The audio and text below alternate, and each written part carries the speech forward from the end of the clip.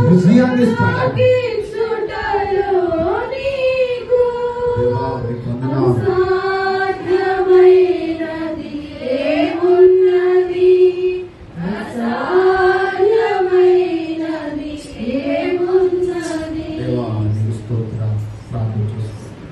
దేవుడు మనం ప్రేమించి ప్రభు మనకి చూపిస్తాం. ప్రార్థన అందరూ ఏకీభవిద్దాం. మన మధ్యలో మరి ప్రియులు విస్తరాణి గారు ప్రార్థన చేస్తారు.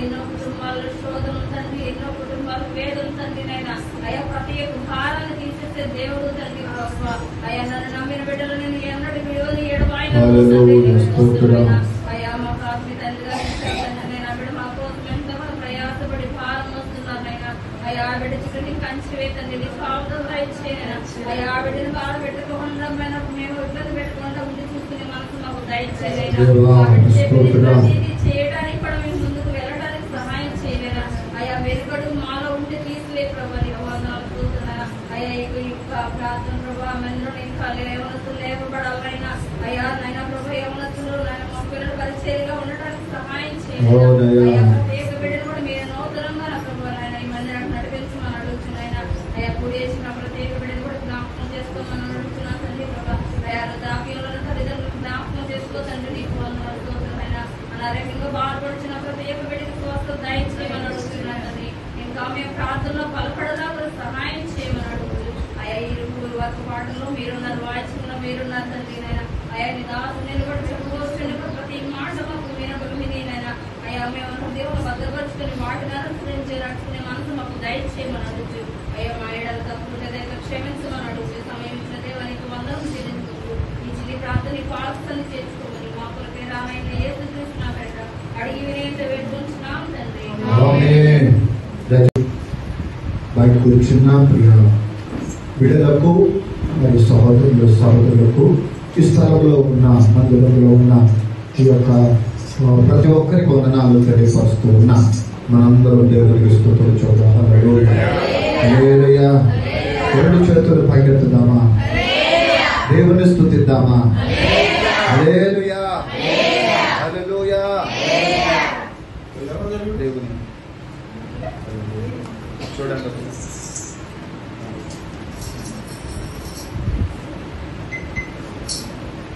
అక్కడ వైరు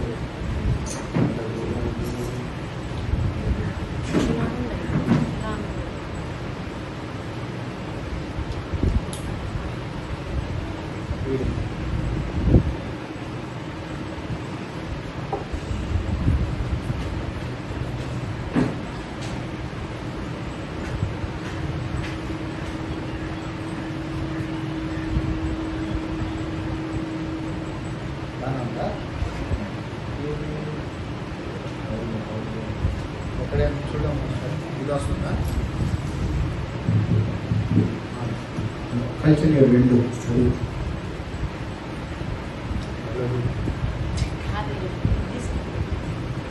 ఇదో ఉంటే ఆపేశారు. ఇదో హల్లెలూయా. దేవుని పరిశుద్ధ నామమునకు మేము ఒక రోజు దాకా మరి దేవుడు ఇదే కాలం మరి బిడ్డలందరూ మరి ఆశించిన రీతిలో దేవుడు ఒకే కాలమండలను ఆయన మందిరంలోనికి నడిపించారు.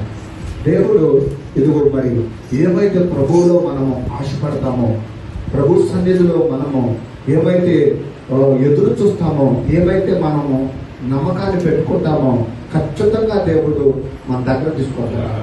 దేవుడికి స్తోత్ర.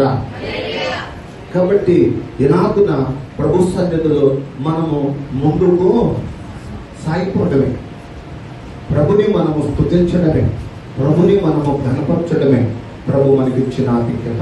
కాబట్టి ఈ దినాన కొద్ది నిమిషాలు దేవుని యొక్క వాక్యాన్ని మనము ధ్యానం చేసుకున్నాం.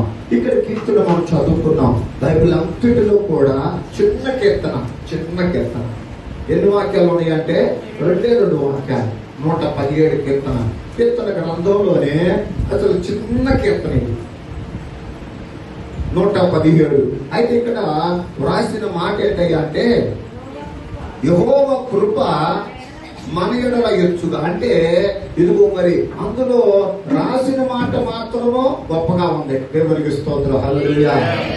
ఆయన కృపను గురించి మాట్లాడుతున్నాడు.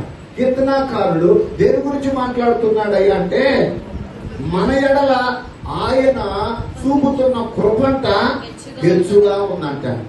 కృప గురించి మాట్లాడుతున్నాడు. నిజంగా కృప అంటే ఏంటి?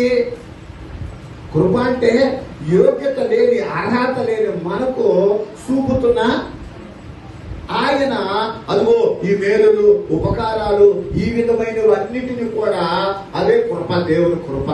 నిజంగా ఈ జాబుకు నువ్వు అర్హుడు కాదు, అయినా దేవుడు ఇచ్చాడు ఈ జాబు. ఈ ఇంటికి మనము వాస్తవానికి అది కట్టడానికి మన దగ్గర అంత ఓపిక, అంత స్థితి లేదు, కానీ దేవుడు నీకు ఇల్లు కట్టించాడు, అది కృప. ఇదిగో మరి నువ్వు అనుకున్నా అదిగో దానిలో పొందుకోలేకపోతున్నప్పుడు దేవుడు కలువ చేస్తున్నాడు, శక్తిని, సామర్థ్యతను అన్నిటిని ఇస్తున్నాడు. ఆయన కృప అది. కీర్తనాకారుడు అంటాడు కదా, ఇదిగో ఆకాశమునకును అదిగో ఎట్లుందంట, మనకును ఎట్లుందయ్యా అంటే ఆయన కృప ఎచ్చుగా ఉంది. దేవుని కృప అదిగో ఎంతుందయ్యా అంటే ఎచ్చుగా ఉంది. హెచ్చైనది దేవుని కృపే. దేవుని కృప అది ఎలా ఉంది అంటే అక్కడ నిరంతరముగా ఉంది. ఎలా ఉందంటే ఆయన కృప.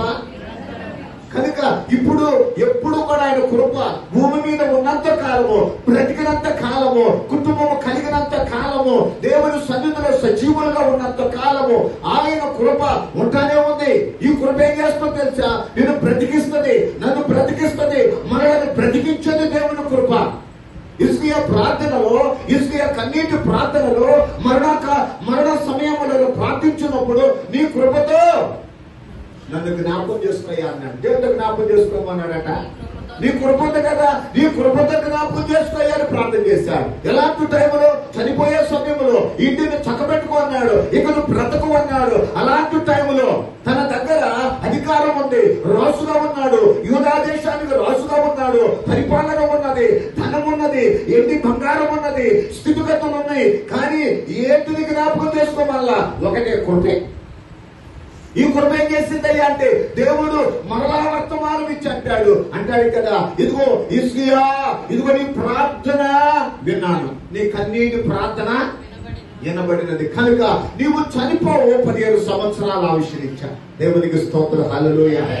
కృప ఏం చేస్తుందయ్యా అంటే ఆయుష్కాలాన్ని పొడిగిస్తుంది.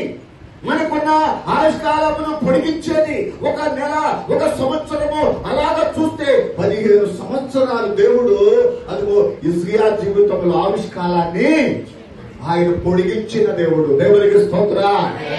ఈ కృప అంటాడు కదా, యెషయా గ్రంథములు అంటాడు కదా, పర్వతాలు తొలిగిపోయినను, మెట్టలు దత్తరిల్లినను నీ కృప. ఇప్పుడే నీ కృప కలిగిన దేవుడు వెంటుంటాడు. ఆయన ఎప్పుడు దాకుంటాడయ్యా అంటే పర్వతాలు ఎప్పుడు తొలిగిపోతే తెలుసా, మెట్టలు ఎప్పుడు దత్తరిల్లించో తెలుసా? ప్రభు వచ్చే సమయంలో, ఆయన వచ్చే సమయంలో ఈ కృప నీ వెంట ఉంటానే ఉంటది. ఇరుకులో ఉన్నప్పుడు, ఇబ్బందులో ఉన్నప్పుడు, కష్టాల్లో ఉన్నప్పుడు, కన్నీటిలో ఉన్నప్పుడు, శోధనలో ఉన్నప్పుడు, ఆపదలో ఉన్నప్పుడు, మనుషులందరూ వదిలిపెట్టినా, ఇదిగో ఎవరైనా వదిలిపెట్టినా, నీ చదువులు వదిలిపెట్టినా, నీ స్నేహితులు వదిలిపెట్టినా, నీ వాళ్ళు వదిలిపెట్టినా, నీకున్న రక్త సంబంధికులు వదిలిపెట్టినా, ఎంతో మంది నిన్ను వదిలిపెట్టకుండా ఉంటేనే దేవుని కృప. దేవునికి స్తోత్రం. అందుకోసమే కృప కలుగునుగాక అంటాడు. ఆయన కృప మనకు ఎప్పుడు ఉంటానే ఉంటది. అందుకోసమే ఈ కృప ఎవరు అంటే ఇదిగో ప్రభు అయిన యేసయ్యే. దేవునికి స్తోత్రం. ఆయన కృప కలిగిన దేవుడు.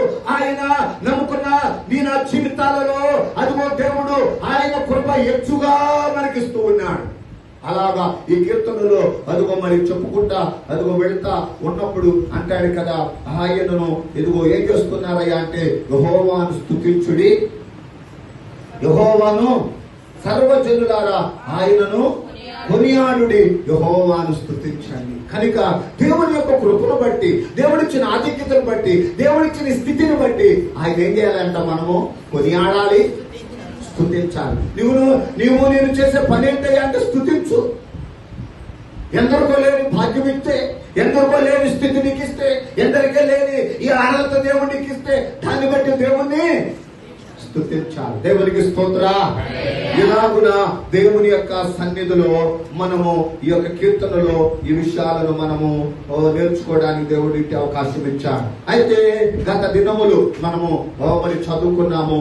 అదిగో మరి యోహాను సువార్తలో 12వ అధ్యాయములో, యోహాను సువార్త 12వ అధ్యాయములో మొదటి వచనాన్ని మనం చదువుకున్నాం మరొకసారి. కాబట్టి యేసు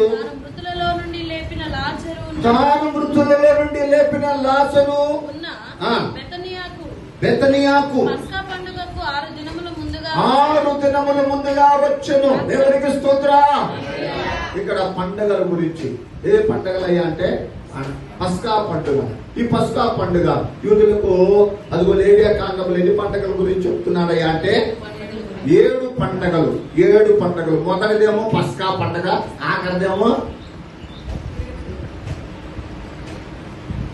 ఆఖరిదేమో పులిరొట్టెల పండుగ, ఆఖరిదేమో మనం వాడు చదువుకుంటే ఏమన్నాడయ్యా అంటే పర్ణశాల పండుగ. అంటే మీరు గుర్తుపెట్టుకోలేదని అర్థం. ఇది మొదటిది, ఆఖరిది నేను అడిగింది. అసలు వరుసలో సీరియల్గా అడిగితే మీరు చెప్పలేదు, ఎందుకంటే ఆ రోజు మర్చిపోయారు. మనకు గుర్తొచ్చే పండుగలు ఏంటంటే క్రిస్మస్, మనకు వచ్చే పండుగ ఏంటంటే ఈస్టర్. కానీ అసలు పండుగలు ఎక్కడున్నా నేను చెప్పిన వాక్యంలో మనం ధ్యానించుకున్న పండుగలు ఎప్పుడో మర్చిపోయారు మీరు. కాబట్టి ఒకటి మనం చదువుకుంటే ఆ భాగంలో చూసినప్పుడు పస్కా పండుగ, రెండవది పులియను రొట్టెల పండుగ, మూడవది ప్రథమ ఫలం అనే పండుగ, 4వది పెంతుకోస్తు పండుగ, 5వది శృంగధనుల పండుగ, 6వది ప్రాయశ్చిత్తార్థమైన పండుగ, 7వది ఇప్పుడే చెప్పారా అది పర్ణశాల పండుగ. సరే అటు మర్చిపోతున్నారు. పర్ణశాల పండుగ.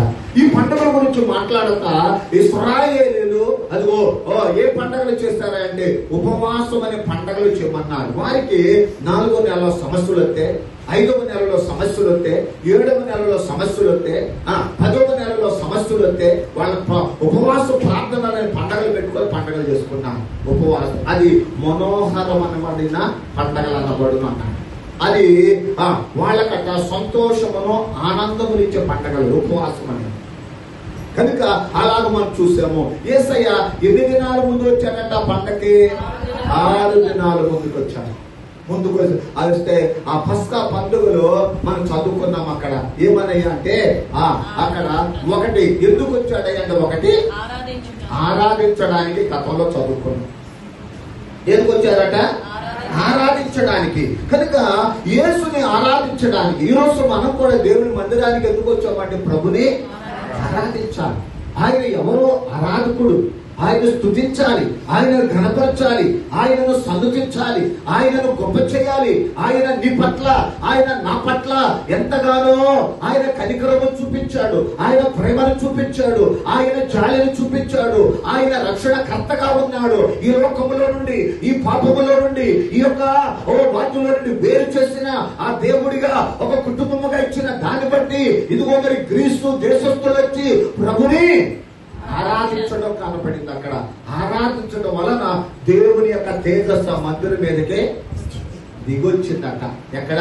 సొలొమోను దేవాలయం మనకు యాజకులు నిలవలేకపోయారట. దేవునికి స్తోత్ర.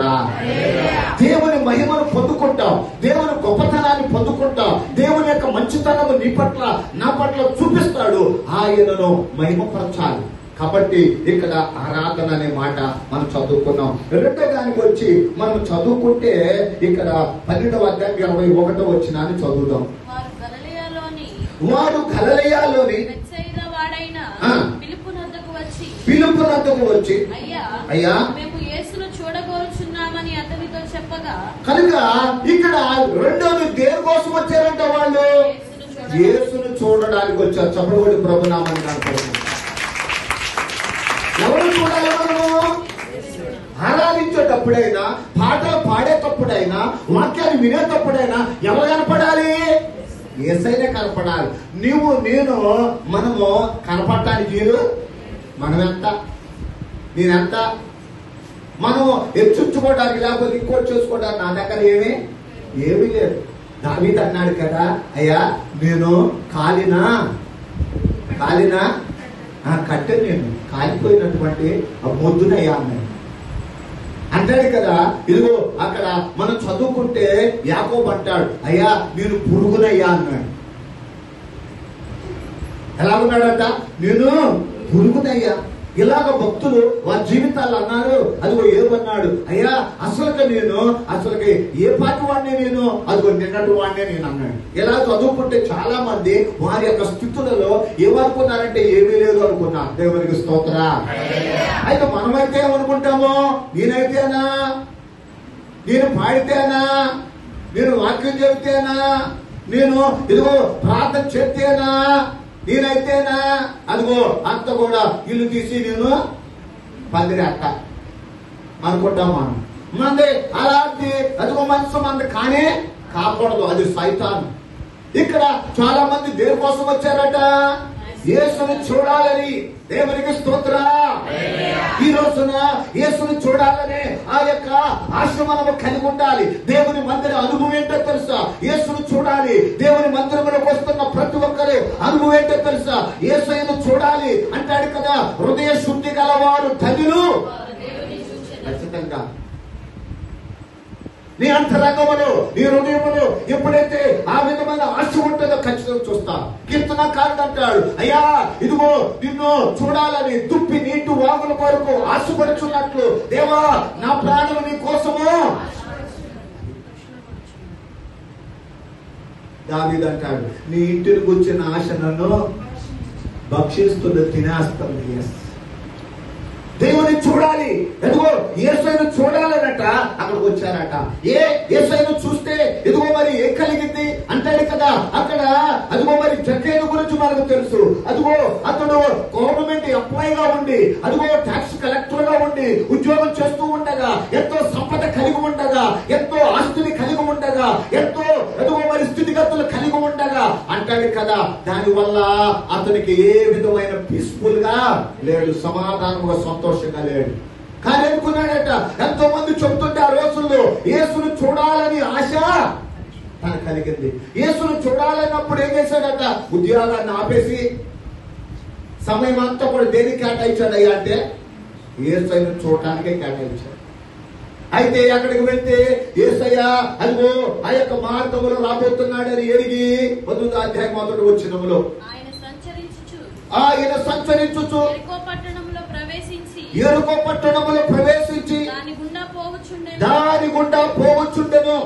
ఇదిగో సుంకపు గుత్తదారుడును ధనవంతుడనైన జక్కయ్యాను పేరు గల ఒకడు కనుక యేసును చూడాలనుకున్నాడు. అతడు పొట్టువాడైనందున ఇంకా జనులు అంత గుంపుగోడు ఉండటం వల్ల చూడలేకపోయాడు. కానీ ఏం చేశాడయ్యా అంటే ఆలోచన చేశాడు. ఏ ఆలోచన అయ్యా అంటే ఈ రోజు నేను చూడకుండా అంటే మళ్ళా నేను వెళ్ళను అనుకోని చెట్టు ఎక్కి కూర్చున్నాను. ఒక ఆలోచన అంటే ఆ మార్గంలో వస్తాడు, చెట్టు ఎక్కి కూర్చుంటే కనబడతాడు అంటే వీలు చేసుకున్నాడు. వీలు చేసుకుని అక్కడికి వెళ్ళాడు. ఆ చోటికి వచ్చినప్పుడు యేసయ్య ఎంతో మంది జనం వెళ్తా ఉంటే ఆ చోటుకి వచ్చినప్పుడు అంటే యేసయ్య కన్నులెత్తి చూశాడట. ఏం చేశాడట? కన్నులెత్తి. ఎప్పుడైతే చూడాలని నీకు ఆశ ఉంటే ఆయన కూడా నేను చూస్తాడని గుర్తుపెట్టుకో. దేవునికి స్తోత్రం. ఆయన కూడా చూస్తాడు, నీ ఆశను చూస్తాడు, నీ ఆశను బట్టి దర్శిస్తాడు, ఆశను బట్టి నీతో మాట్లాడతాడు, నిన్ను బలపరుస్తాడు, నిన్ను ధైర్యపరుస్తాడు, నిన్ను నడిపిస్తాడు. నీ పట్ల ఆయన కార్యాలు చేస్తాడు. ఎక్కడుంటే ఏ సమస్యలుంటే, ఏ ఇబ్బందులుంటే, ఏ కష్టాలు ఉంటే ఆయన చూడకుండా ఉండే దేవుడు కాదండి. మీరు నమ్మండి, దేవుడు చూస్తున్నాడు. దేవుడు చూచే దేవుడు. నిన్ను నన్ను అందరూ చూస్తాడు. కాబట్టి ఇక్కడ అంటాడు, జక్కయ్య త్వరగా దిగుము, నేడు నీటి వద్ద. ఆయన చూడాలనుకుంటే ఆయన అంటున్నాడు కదా, నేను నీ ఇంటికి వస్తాను. అలాగున యేసయ్య జక్కయ్య ఇంటికి వెళ్తే ఆ జక్కయ్య యేసయ్యతో అంటాడు కదా, అయ్యా నా దగ్గర చాలా అన్యాయంగా సంపాదించిన కనుక అవన్నీ 4 గంటలు ఎత్తానయ్యా అని దేవుని సన్నిధిలో సంతోషముతో యేసయ్యను చేర్చుకొని మారు మనసు పొందిన అనుభవం కనబడతాము. దేవునికి స్తోత్రం. ఇక్కడ యేసయ్యను చూడాలనుకుని వచ్చా. యేసయ్యను చూస్తే ఏం కలిగిందయ్యా అంటే, యేసయ్య చూస్తే 2 అనుభవాలు వస్తాయి. ఒకటి మనము లూకా సువార్త 2వ అధ్యాయం 29వ వచనాన్ని చదువుదాం. నాదా ఇప్పుడు నీ మాట చొప్పున సమాధానముతో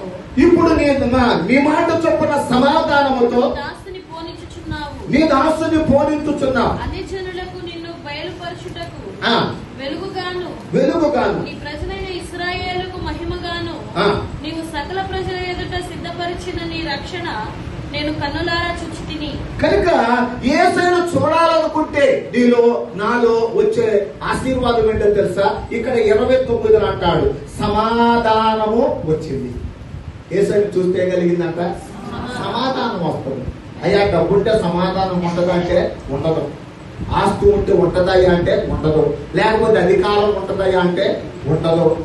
లేకపోతే ఎంతో స్థితి ఉంటే మనకి అసలుకి బాగా ఉంటదంటే సమాధానం ఎవరి దగ్గర ఉంటే యేసయ్య దగ్గర ఉంటది. మాట్లాడు కదా, సమాధానం ఎక్కడో ఉన్నదని ఎదిగాడట. ఎదిగితే ఎక్కడ లేదంట. అది అక్కడక్కడ ఉండేది కాదు, అది యేసయ్యలోనే ఉండేదని తెలుసుకున్నాడట ఆ యొక్క పాటలో. దేవునికి స్తోత్రం. దేవుడితో ఎక్కడ ఉండేదంటే అది సమాధానము యేసయ్యలోనే ఉంటది. కనుక ఇక్కడ యేసయ్యను చూడడానికి నువ్వు ఉంటే నీకు వచ్చే ఆశీర్వాదం. ఆ రోజున యేసయ్యను ఎక్కడ తీసుకొచ్చారని మందిరానికి తీసుకొచ్చారు. ఆయన బాలుడైనప్పుడు ఆయనకు మరి మందిరానికి తీసుకొస్తే అక్కడ అదిగో సిమియోన్ అనబడిన ఆయన అక్కడ కొంతమంది ఉండి ఇప్పుడు అంటున్నారు, అయ్యా ఇదిగో నిన్ను చూసే కన్నులు మాకు ఇచ్చావయ్యా, మేము ఎవరి కోసం అయితే కనిపెట్టుకుంటున్నామో, ఇదిగో ప్రజలు ఎదురు చూస్తున్నారో ఆ యొక్క నీవు మా మధ్యకు వచ్చావు కనుక నిన్ను చూడటానికి మాకు సమాధానము కలిగిందయ్యా అంటాడు. దేవునికి స్తోత్రం. దేవుని చూస్తే సమాధానం వస్తుంది. నిరాశ పోయింది, నిస్పృహలు పోతే, నీలో ఉన్న బాధ, నీలో ఉన్న వేదన, నీలో ఉన్న దుఃఖము, నీలో ఉన్న అదిగో వేదన అంతలో తొలగించి సమాధానం ఇచ్చేది ఆయనే. కనుక యేసయ్య చనిపోయిన తర్వాత తిరిగి లేచారంటే ఎంత భయంగా ఉన్నారయ్యా అంటే, ఎంత భయమయ్యా అంటే శిష్యులు అందరూ భయపడుతున్నారు. మేడగదిలో వెళ్ళి దొరుకుతున్నారు. ఎక్కడున్నారంటే వెళ్ళి ఏ వీళ్ళు అంటే మేడగదిలో ఉన్నారు. యేసయ్య చెప్పినట్టుగానే చేశాడు. 3వ దినం లేచాడు. లేచిన తర్వాత ఇదిగో మరి అందరూ ఎక్కడికోళ్ళు అక్కడ భయపడిపోతున్నారు. అప్పుడు లేచారని తెలిసిన సత్యాన్ని బట్టి ఏం చేస్తున్నారయ్యా అని భయపడతా ఉంటే అప్పుడు అక్కడికి వెళ్ళి అంటాడు కదా, అదిగో మీకు సమాధానము కలుగుతా అని చెప్పి తోమాతో అంటున్నాడు, తోమా దయా అని చెప్పి తనకున్న అనుమానాన్ని తీసేశాడు. గాయాలు పెట్టి ఇక్కడ ప్రక్కలో బల్లెముతో పొడవబడింది చూపించాడు. చేతులలో ఆ గాయాన్ని చూశాడు. చూసి అంటాడు కదా, అయ్యా నువ్వు యేసయ్యవే ఖచ్చితంగా నమ్మాడు. అందుకోసమే చూచి నమ్మిన వారి కంటే అంటే మనలో ధన్యులు అన్నాడు. దేవుడికి స్తోత్రం. యేసయ్యను చూస్తున్న మనకు ఏం కలిగిందంటే సమాధానం. నది అంటాడు కదా కీర్తనలో, యెషయా గ్రంథంలో అంటాడు, నది వలె మీకు సమాధానము కలుగును అన్నాడు. నది ఎట్లుంటదయ్యా అంటే నెమ్మదిగా ఉంటుంది. సముద్రం ఎట్లుంటదయ్యా అంటే అసలు ఘోష, ఓవర్గా ఘోష ఏంటయ్యా అంటే ఊ అని ఒకటే ఘోష ఉంటుంది. ఆ ఘోష మామూలు ఘోష కాదు, అది ఎలా ఎగిరి పడతా ఉంటుంది, వస్తా ఉంటే పడతా ఉంటుంది. అది నది ఎట్లా ఉంటుందో తెలుసా? అది నెమ్మదిగా ఉంటుంది. అదిగో మన జీవితాల్లో కూడా నది వలె మనకి ఏం ఇస్తాడంటే ఆయన సమాధానం ఇస్తాడు. సమాధానానికి ఆయన కర్త. సమాధానం ఇవ్వడానికి వచ్చాడు ఆయన. ఎదుగో ఎదుగో ఓ మరి సర్వలోకము ప్రజలందరికీ సంతోషమును సమాధానం ఇచ్చేది ఆయనే ఆమెనే. ఒక పాట దేవతలు పాడారు, ఏమనయ్యా అంటే సంతోషము అందరికీ సమాధానము అన్నాడు. భూమి మీద తన ప్రజలందరికీ ఆ యొక్క ఆనందం ఇచ్చేది యేసయ్యే. దేవునికి స్తోత్రం. అందులోనే మనం కంటిన్యూ చేస్తే ఏమన్నాడయ్యా అంటే 32వ వచనం లోకాసు వార్త 2:32 అన్ని జనులకు నిన్ను బయలుపరచుటకు వెలుగుగాను నీ ప్రజలైన ఇశ్రాయేలీయులకు మహిమగాను సకల ప్రజల ఎదుట సిద్ధపరిచిన నీ రక్షణ నేను కన్నులారా చూచితిని. సుమియోను అంటాడు ఇక్కడ. సుమియోను ఎంతో ప్రార్థనాపరుడు, పెద్దవాడు, చాలా భక్తిపరుడు అంటున్నాడు. యేసయ్యని ఎత్తుకొని నాదా సత్యస్వరూపి నీ కొరకే మేము కనిపెట్టుకున్నామయ్యా, మా రక్షణ కర్తవును అంటాడు. యేసయ్య ఆయన చూస్తే మనకేం కలిగిందయ్యా అంటే రక్షణ కన్నులారా. అందుకోసమే ఎవరు మాట్లాడారు మీతో అంటే అయ్యా నాతో మాట్లాడిన దేవుడే. రక్షణ పొందమని దేవుడే, మనుషులు కాదయ్యా, దేవుడే మాట్లాడాడయ్యా. ఆ ఆపదలో, ఆ కష్టాలలో, ఆ బాధలలో ప్రభువే చెప్పాడంటాడు. చూసావా, ఇది ఎవరి నుంచి వచ్చిందయ్యా అంటే రక్షణ యెహోవానే. ఎవరికి స్తోత్రం. తెలియని వాళ్ళు అనుకుంటారు అదిగో పర్వతంగా అదిగో చెప్పారేమో చెప్తున్నారేమో. ఎవరు చెప్పరండి, దేవుడు చేసేది కాదు. ఇదంతా ఆత్మ కార్యాలు. దేవునికి స్తోత్రం. కాబట్టి రెండోది ఇక్కడ మనం చూస్తున్నాం, యేసును చూస్తే మనకేం కలిగిందంట? ఒకటి, రెండోది ఏం కలిగిందంట? రక్షణ. కనుక యేసును చూచిన మన జీవితాలలో అలాగా కనపడతా ఉంది. మూడవది మనం అక్కడ మనం చదువుకుంటే ఎదుగు మరి 22వ వచనాన్ని చదువుకుందాం. 22 ఒకసారి యోహాను సువార్త 12వ అధ్యాయం 22. పిలుపు వచ్చి ఆంద్రియతో చెప్పెను.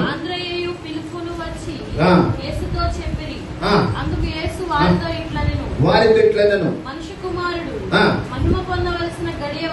మహిమ పొందవలసిన గడియ వచ్చింది. గోధుమ గింజ భూమిలో పడి చావకుండిన ఎడల అది ఒంటిగానే ఉండును. కనుక ఇక్కడ మనం చదువుకుంటే అక్కడ 22లోనే మనకు కావాలి. 22లోని మరలా ఒకసారి చదువుదాం. పిలుపు వచ్చి ఆంద్రియతో చెప్పాను. కనుక ఇక్కడ మనం చదువుకుంటే ఇక్కడ అంటారు కదా, యేసుని కలవాలని వచ్చారు. ఆ గ్రీసు దేశస్తులు చాలా మంది ఆ పండుగలో దేనికోసం వచ్చారంట? యేసుని కలవాలని, యేసయ్యని కలవాలని, యేసయ్యని కలవాలని వచ్చారంట. ఒకటి యేసయ్యని ఆరాధించడానికి వచ్చారు, రెండోది యేసయ్యను చూడడానికి వచ్చారు, మూడవది కలవాలని వచ్చారు. కలవాలని వస్తే దగ్గరకు వెళ్ళాలి అంటే ఎవరు పర్మిషన్ తీసుకోవాలి? ఎవరు చెప్పాలి? ఇంటిమేషన్ ఎవరికి ఇవ్వాలి? శిష్యులకి ఇవ్వాలి. అయ్యా యేసుని కలవాలని వచ్చామయ్యా, యేసయ్య దగ్గరకు వచ్చామయ్యా అన్నారు. ఎవరి దగ్గరకు వచ్చి అన్నారు? పిలుపుతో అన్నారు. పిలుపు మొన్న విశ్వాసి, అయితే ఆంద్రియ ముందున్న విశ్వాసి. ఇక్కడ జూనియర్ ఉంటారా లేదా మనం గమనిస్తే. కనుక అంటనే అదిగో వెళ్ళిపోయి ఏమన్నాడయ్యా అంటే పిలుపు నాకే చెప్పే గాని ఎమ్మటే పరిగెత్తుకుంటే యేసయ్య దగ్గరికి వెళ్ళి, యేసయ్యా నేను కలవాలని కొంతమంది వచ్చారంటయ్యా, చాలా దూరం నుండి వచ్చారంటయ్యా, గ్రీసు నుంచి వచ్చారంటే, గ్రీసు దేశస్తులు వచ్చారంటే. అలా వెంటనే ఎవరి దగ్గరికి వెళ్ళాడు తెలుసా? ఎవరి దగ్గరికి వెళ్ళాడు తెలుసా? ఆంద్రియ దగ్గరికి వెళ్ళాడు. ఆంద్రియ దగ్గరికి వెళ్ళి అంటాడు, ఆంద్రియ ముందున్న విశ్వాసి, ముందున్నటువంటి వ్యక్తి. కనుక వెళ్ళి ఈ మాట చెప్పగానే అప్పుడు యేసయ్య దగ్గరికి తీసుకెళ్లారు. దీని అర్థం ఏంటో చెప్పంటావా? ఇదిగో కొంతమంది సీనియర్ గా అంటే ముందు రక్షణ పొంది, అంటే ఇప్పుడు భూపతి గారు మరి అలాగే సోమరాజు గారు వీళ్ళు ఉన్నారు. వీళ్ళని మనం కొట్టివేయడానికి వీళ్ళకి ఇవ్వాల్సిన గౌరవము ఇవ్వాలి. అంతేకాని వీళ్ళు పాతదైపోయి చిన్నోళ్ళు వీళ్ళు పెద్దోళ్ళు అయిపోయారు అంటలేదు. వాళ్ళకి ఇవ్వాల్సిన గౌరవం. ఏదైనా సమస్య వచ్చినప్పుడు చెప్పడానికి అక్కడ ఏదైనా మాట్లాడి డిస్కస్ ఇది చెప్పాల్సిన అవసరం ఏమి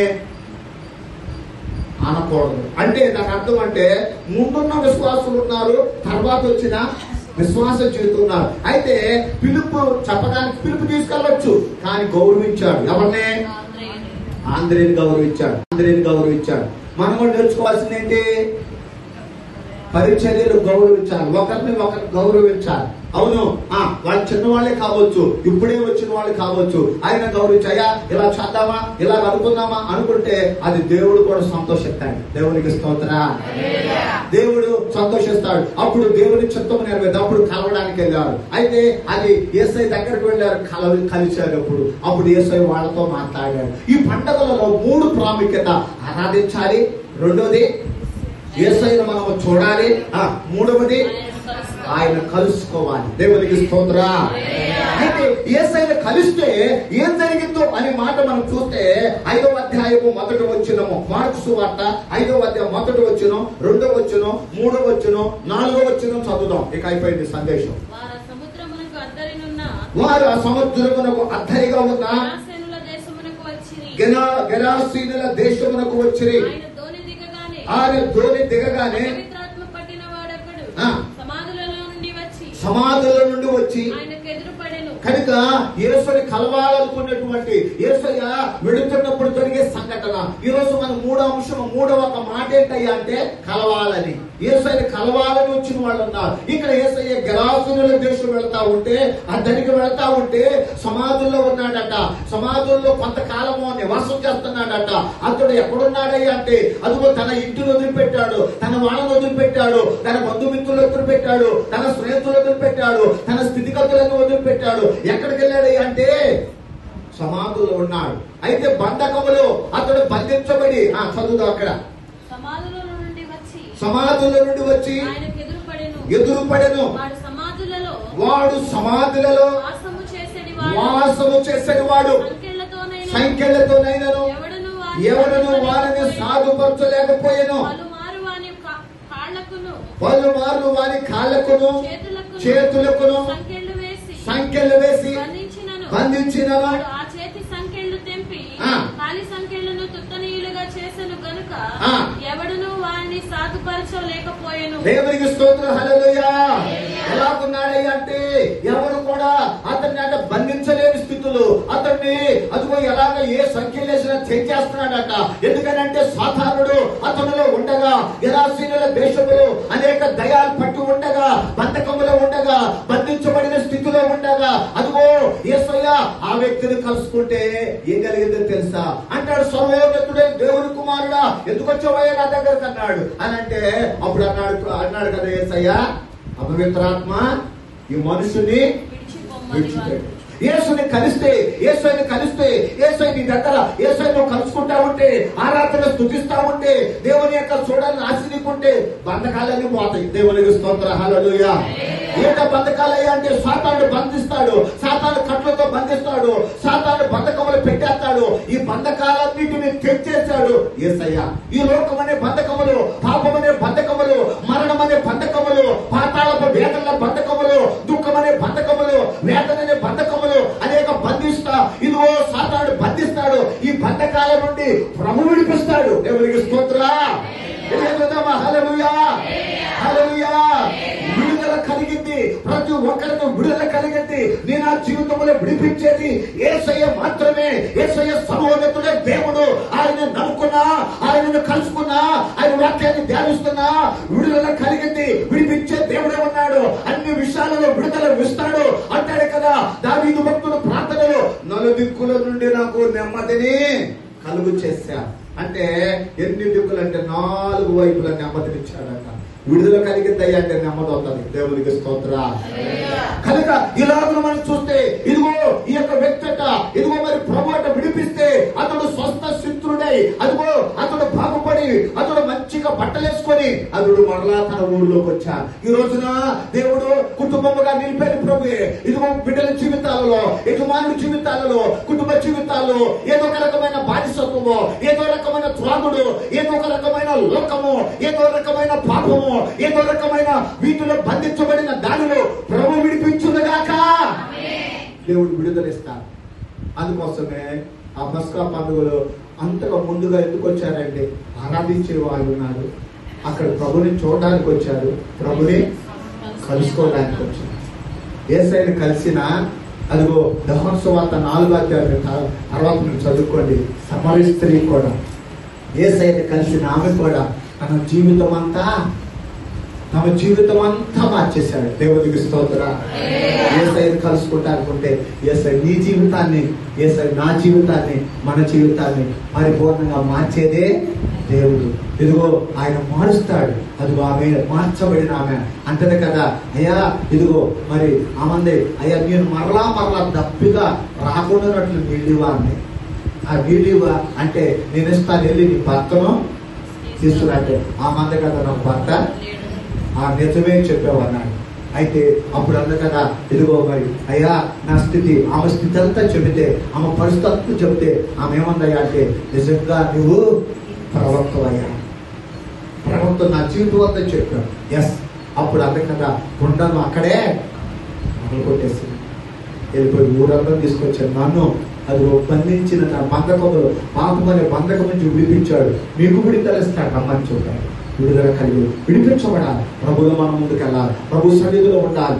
కొన్ని సార్లు సాతాను బంధిస్తూ ఉంటాడు. ఆ బంధకాల నుండి విడుదల దేవుడు ఇస్తున్నాడు. దేవుడు తన కృప చేత ఇదిగో లాజరు అనే మనుషుని కూడా ఏ కట్లతో బంధించారు, ఏ కట్లతో చుట్టబడ్డారట? పేత వస్త్రములతో. అదిగో అంటే మరణ వస్త్రములతో చుట్టబడిన వాడై ఉండగా 4 దినాలైనటువంటి అదిగో లాజరుకి విడుదలిచ్చాడు. దేవుడికి స్తోత్రం. నీకు నాకు అటు కృప ఉన్నది, అటు దయ ఉన్నది. కాబట్టి ఆ దేవుని కలిగి ఉందాం, ఆయనలో ముందుకు నడుచుకుందాం. ఇటు మాటలు ప్రభు మన వెనుకలో దేవుడు దీవించి ఆశీర్వదించును దాకా.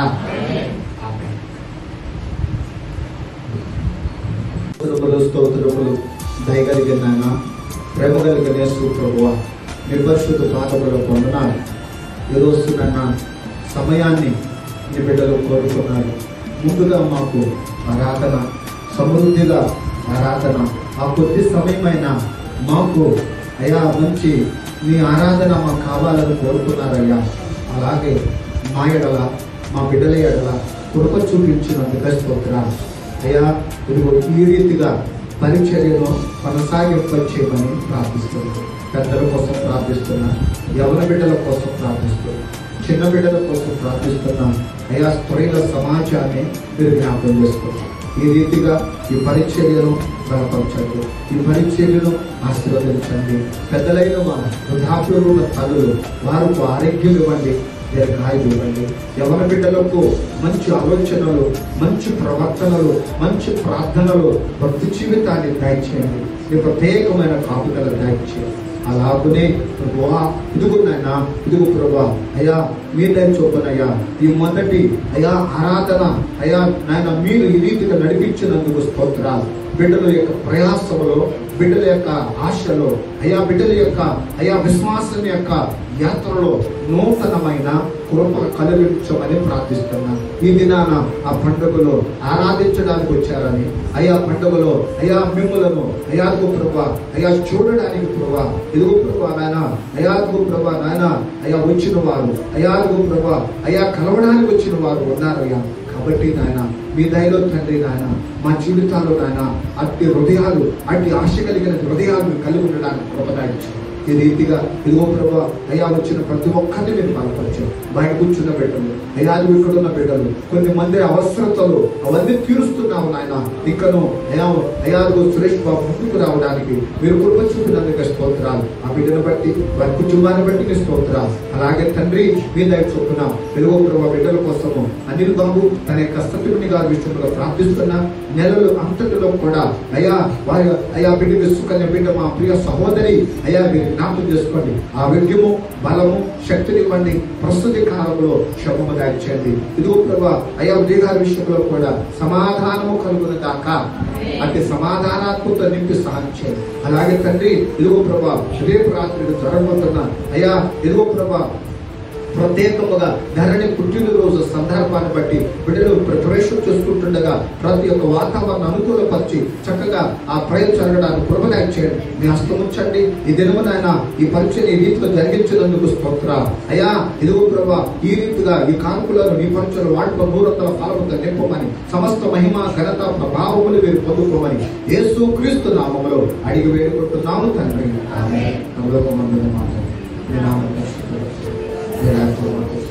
మీ చుట్టూ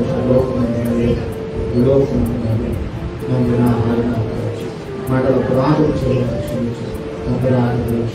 మన శోధనలు రాసిన శక్తి నిరంతరం తండ్రి అయిన దేవుని ప్రేమ కుమారుడైన యేసుక్రీస్తు కృప పరిశుద్ధాత్మ యొక్క అన్యుల సహవాసము సన్నిధి మనందరికీను సకలలోక భక్తులకును మన కుటుంబాలకు ఏదో రాని బిడ్డలకు వచ్చిన బిడ్డలకు ప్రతి ఒక్కరికి ప్రత్యేకముగా ఇప్పుడు యొక్క మరి కుటుంబము సుఖము ఆదరణ నెమ్మది వారి కలుగుని కాక దుఃఖములో వారికి సమాధానము కలుగుని కాక దేవుడు సదాకాలం అరుగుతోడే ఉండి నడిపించును కాక యేసు రక్తమే యేసు రక్తమే యేసు రక్తమే సంపూర్ణ విజయం. ఆమేన్. అందరూ వందనాలండి. బయట కూర్చున్న బిడ్డ